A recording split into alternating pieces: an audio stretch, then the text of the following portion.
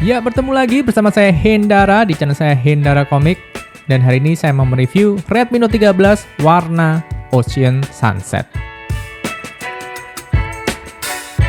Ya, sesuai dengan yang saya tulis di judul ya, ini akan saya highlight tentang harganya yang sekarang turun. Jadi sekarang kamu bisa dapat Redmi Note 13 Sunset Gold ini 4G ya, masihan ya. Ini bisa di harga 2,5 juta, kurang atau lebih. Kemarin saya cari sih ada yang jualnya mepet 2,5 sih, 2,4 sekian, 90 sekian lah, mepet banget.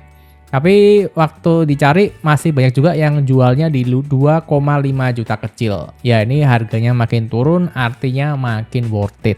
Nah tapi jujur aja ya, ini tuh smartphone Redmi Note 13 ini dia tuh seperti apa ya? Seperti seorang juara, tapi sudah nggak bertanding lagi gitu loh. Kalau kita ingat Redmi Note 1, 2, 3, 4, 5, 6, 7, 8, wah itu masanya Redmi Note ya. Tapi habis masuk ke 11, 12, dan masuk ke seri 13 tuh makin lama kayak makin melempem gitu lah. Ya mungkin memang karena ini udah zaman HP 5G juga ya. Jadi untuk pengembangannya untuk HP-HP 4G mungkin udah digeser dan udah dialihkan ke seri yang lebih tinggi. Jadi mungkin kalau kamu dulu seneng banget pakai Redmi Note 8 gitu kan, feeling senengnya itu sekarang bisa kamu dapatkan di HP harga 3-4 jutaan. Udah naik lah, mungkin kayak di Redmi Note 13 Pro 5G atau Poco X6. Nah itu kalau kamu kesana itu kamu kayak baru bisa ngerasain upgrade dari seri Redmi Note. Nah, kalau kamu pergi ke seri Redmi Note lagi ya, yang seri angka, yang seri 4G ini kerasanya kayak jalan di tempat gitu loh. Nah, tapi kalau saya bilang gini ya, ini kayak kesannya tuh kayak saya cuma ngomongin jeleknya aja gitu loh. Tapi in the end, kalau ditanya bagusnya ya masih ada gitu loh. Pertama, kalau teman-teman di kantor saya tanya sama saya ya, HP harga 2 jutaan yang bisa direkomendasiin apa nih gitu kan. Nah kadang saya merekomendasiin merek dari Transsion ya, kayak Itel, Infinix gitu kan, Tecno gitu kan. Tapi kayak, merek apa sih itu gitu loh. Nah bisa saya ngomong, ini ada harga 2 jutaan nih Redmi Note. Nah mereka langsung percaya, oh ini nih asik Redmi Note gitu kan. Jadi memang dari namanya nih memang nama mantan juara ya, Redmi Note series. Cuma buat orang-orang kayak saya yang sangat menikmati performa, yang sangat menikmati speed dari sebuah chipset, saya udah pindah ke seri Redmi Note Pro yang udah 5G dan atau Poco X6. Poco seri X lah gitu. Karena ya itu yang bisa memberikan feeling saya upgrade gitu ya. Nah kalau di Redmi Note 13 ini sebetulnya nggak buruk sih jika kita lihat harganya dan dibandingkan dengan pasar. Nah, kalau kita lihat ya harga 2,5, kamu bisa dapat apa aja sih di Redmi Note 13. Speknya ternyata nggak buruk juga sih. Kamu dapat storage udah 256, RAM-nya juga udah 8. Mau kamu tambah-tambah pakai extend juga bisa, tapi buat saya sih nggak perlu ya. Terus dari box pembeliannya juga lengkap ya. Ada charger, kepala charger, ada case. Case-nya juga warna hitam, oke, kitab-kitab segala macam, SIM ejector ya kan. Terus juga masih ada screen protector yang terpasang di dalam layar. Terus dari smartphone-nya sendiri, ini yang warna Sunset Gold ini favorit saya sih. Jadi untuk seri Redmi Note 13 yang 4G ini saya rasa ini warna terbaik yang bisa kamu pilih ya. Ya ini selera sih, tapi saya suka banget yang warnanya Sunset Gold ini. Dari smartphone-nya sendiri juga modelnya udah kekinian ya, kotak. Frame-nya udah ala-ala iPhone punya, terus belakangnya ini clean. Saya suka banget ya, clean, dia sentuhannya glossy di sini, tapi karena saya ambil yang warna Sunset Gold, jadi fingerprint-nya kayak tidak begitu terlihat ya karena terang. Beda kalau mungkin yang warna hitam itu akan kelihatan banget.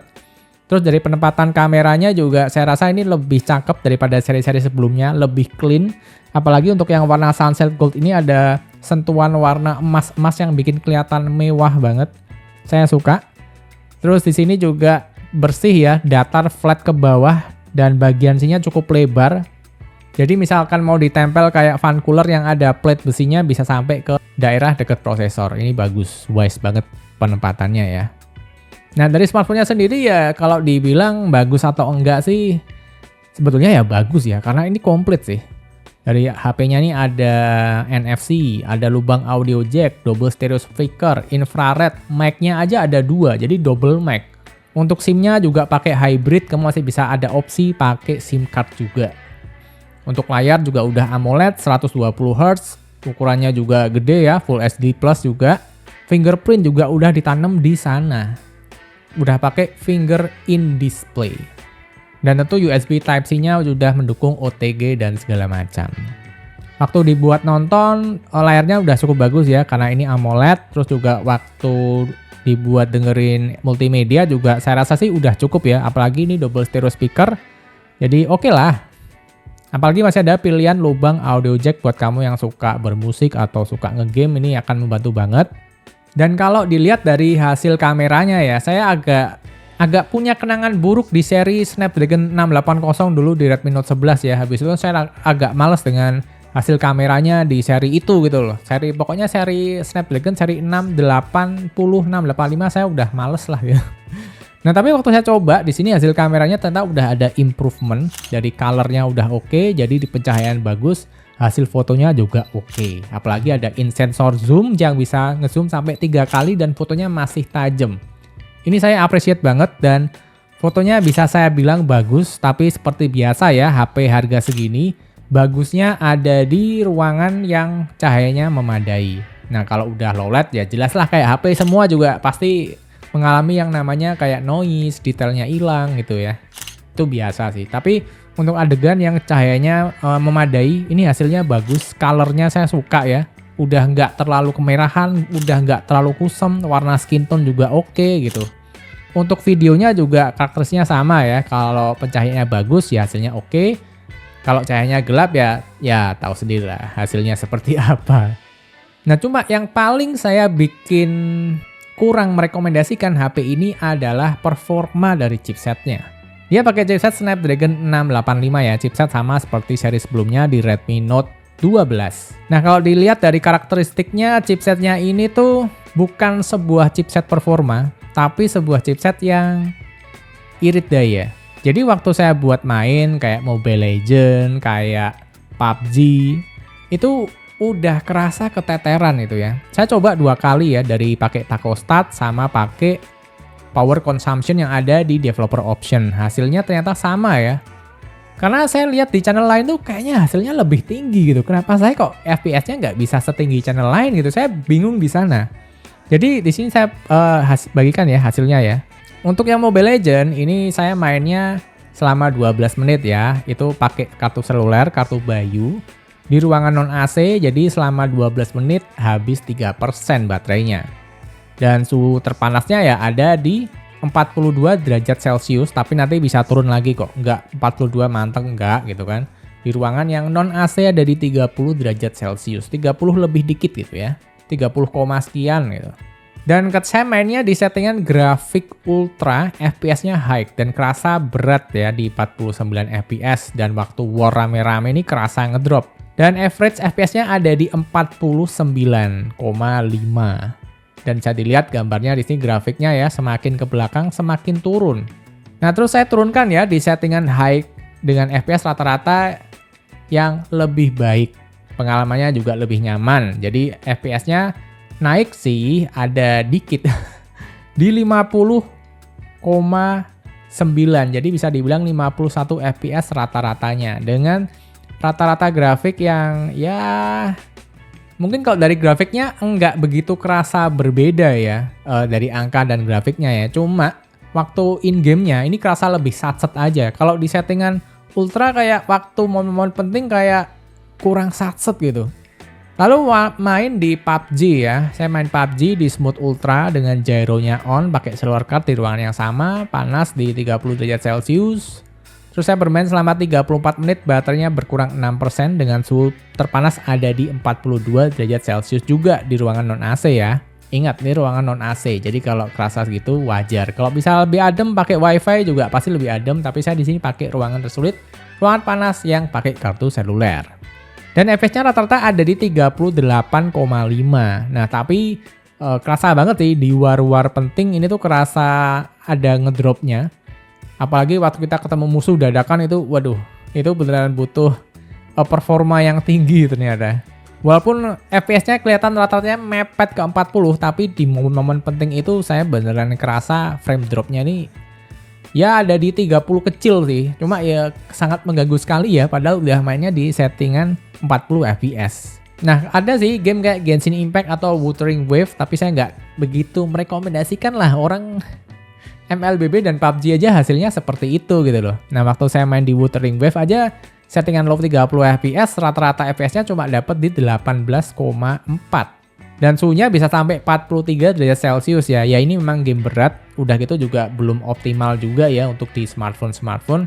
Tapi kalau kamu melihat hasilnya ya seperti ini, dimana saya ingatkan lagi, hasilnya nanti ke depan pasti bisa berubah lagi, akan lebih naik ya. Karena saya kerasa banget game ini memang belum optimal di smartphone sih, masih perlu ada tweak-tweak di seri update-nya nanti. Nah, kerasa ya, kalau kita ngomongin performa, kalau kita ngomongin game experience di Redmi Note 13 ini nih memang kerasa kurang banget. Jadi untuk kamu yang suka ngegame, apalagi kamu yang suka terbiasa mainnya satset di chipset yang lebih kenceng daripada ini, jangan coba-coba balik ke sini. Karena di sini chipsetnya memang bukan untuk performa, chipsetnya ditujukan untuk daily aja. Apalagi nih layarnya sebetulnya udah bagus ya, touch responnya udah bagus sih sebetulnya. Cuma karena chipsetnya yang kurang kenceng aja, yang kurang mumpuni aja, jadi kayak sia-sia gitu. Nah, jadi kalau ditanya ya, Redmi Note 13 ini tuh buat siapa sih Bang? Nah, ini dia. Jadi jelas, penggemar game-game kompetitif kayak MLBB, PUBG, Genshin Impact, Wuthering Waves, CODM, menurut pengujian saya rasa ini bukan HP yang cocok buat kamu. Menurut data-data yang udah saya bagikan tadi ya, dan menurut experience saya ini kurang cocok sih buat orang yang suka ngegame. Nah, tapi seperti yang saya bilang di tahun-tahun sebelumnya, sekarang pasarnya Redmi Note seri angka 4G ini udah berbeda. Udah bukan orang-orang kayak saya yang mencari performa, yang kebutuhan utamanya ya dilihat ya kebanyakan dari gamenya itu, dari raw performanya. Jadi dari Redmi Note 11, dari Redmi Note 12 dan 13 ini udah saya bilang bahwa HP ini tuh lebih cocok ke pengguna-pengguna kasual yang ya make HP nyantai-nyantai aja. Dan untuk kebutuhan sehari-hari kayak foto oke gitu ya.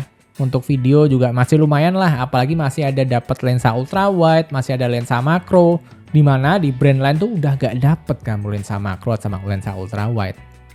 Terus komplit juga masih ada NFC, fingerprint in display, layar AMOLED 120Hz, SIM hybrid yang bisa kamu tambahin SD card juga, masih ada lubang audio jack, infrared buat remote. Jadi kayaknya tuh HP ini jika dipandang dengan sisi mendang-mending gamer ini memang kurang. Tapi kalau kita lihat lagi sebetulnya Redmi Note 13 itu cukup komplit untuk digunakan oleh pengguna-pengguna kasual. Jadi jelas ini udah berbeda dulu kayak zaman-zaman Redmi Note 8 ke belakang ya usernya ya. Pengguna Redmi Note 8 ke belakang mungkin udah pindah sekarang udah ke Xiaomi 13T atau mungkin di Poco F series gitu ya. Jadi kalau untuk ini ya penggunanya udah sekarang penggunanya kasual, dipakai daily harian juga enak. Nah, tapi di sini ya saya belum dapat Xiaomi HyperOS. Jadi masih pakai MIUI 14, Android 13. Tapi ya tetap saya tunggu aja update-annya di Xiaomi HyperOS. Nanti akan saya review lagi kalau udah dapat ya. Jadi segitu aja videonya. Buat teman-teman yang mau nambahin silahkan berkomentar di bawah dan sampai bertemu di video berikutnya. Bye-bye. Ya kalau lihat dari harganya sih 2,5 dapat isi box yang komplit, masih ada charger, masih ada hard case item yang keren, screen protector pasang di layar.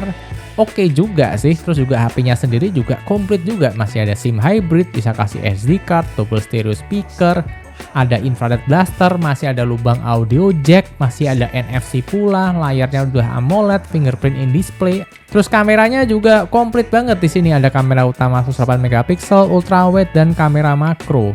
Itu yang jarang ditemuin di HP lain di harga yang sama sekarang ini.